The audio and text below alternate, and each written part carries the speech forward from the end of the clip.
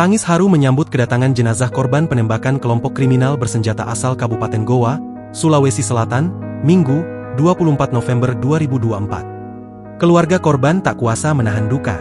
Bahkan, beberapa keluarga pingsan hingga harus dievakuasi saat jenazah tiba di rumah duka di Desa Tinggi Mae, Kecamatan Barombong.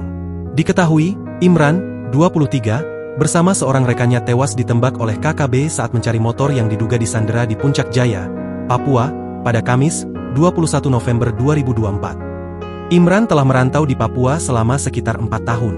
Salah seorang keluarga korban, Akbar, menyebutkan bahwa Imran bekerja sebagai tukang ojek di Papua. Tukang ojek di sana, ditembak. Kejadiannya pagi, tetapi pihak keluarga baru menerima informasi pada sore harinya, ujar Akbar kepada wartawan.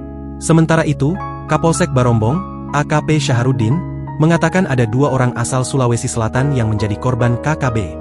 Selain Imran, Asrun Eko Putra, 24, warga Desa Bontosunggu, Kecamatan Galesong Utara, Kabupaten Takalar, juga menjadi korban penembakan. Korban di Sulawesi Selatan ada 2 orang, yakni warga Goa dan Takalar.